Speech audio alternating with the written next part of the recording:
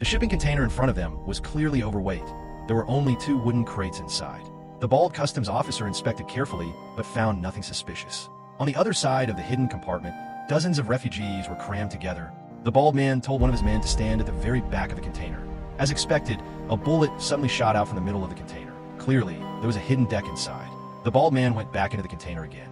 But instead of ordering his men to fire, he solemnly promised the people inside that as long as they came out quietly, their illegal entry would be forgiven and they would be properly taken care of. Just as the bald man lost patience and was about to order his men to shoot, the secret hatch in the deck slowly opened. Sunlight shone on the innocent face of a young girl.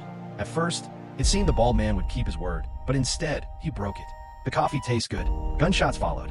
When it was over, the inside of the container was covered in blood. The woman curled up on top of the crate, not daring to make a sound. As the bald man moved forward to check, a frightened puppy suddenly darted out. The men around him only smiled and let it run away. But when the bald man pushed open another door, he found a little girl holding a doll in her arms. Jane looked at him pitifully as she was told to clean everything up. Only when the container door finally closed, the container began to shake. It was being lifted by a crane and loaded onto a cargo ship. At that moment, the woman noticed a backpack in the corner. She opened it and found an electric drill, an old flip phone, and a glow stick inside. Having barely survived, she checked her supplies and finally drifted into an exhausted sleep. But fate seemed unwilling to let this unfortunate woman go. That night, the container suddenly shook violently again. The woman struggled to her feet and peered outside through a bullet hole, only to realize the ship was caught in a fierce storm.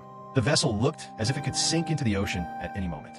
Her cries for help were drowned out by the thunder overhead. Not long after, the icy seawater jolted her awake. By then, water had already begun seeping into the container. Looking out again through the small hole, she saw that the container was now floating alone on the open sea. But what broke her completely was the sight of her phone. Its screen was shattered. No matter how hard she tried to unlock it, it wouldn't work. Utterly helpless, Jane collapsed to the ground, just as she was about to give up completely. She began searching through the supplies in the container, hoping to find something useful.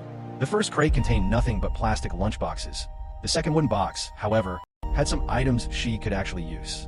After changing out of her wet clothes, she continued searching through the other boxes. She used duct tape to seal the leaking bullet hole. Exhausted after all the work, Jane lay down in the corner and fell into a deep sleep. Not long after, she was jolted awake by the freezing seawater.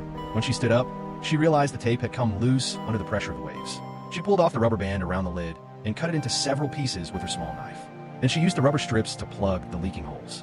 For the first time in a while, a flicker of hope returned to her eyes. Soon after, she found a rubber hose inside the box that once held the television. Using the hose and one of the plastic lunchboxes, she slowly began draining the seawater out. Then, stacking 2 wooden crates together. But suddenly, a sharp pain shot through her abdomen.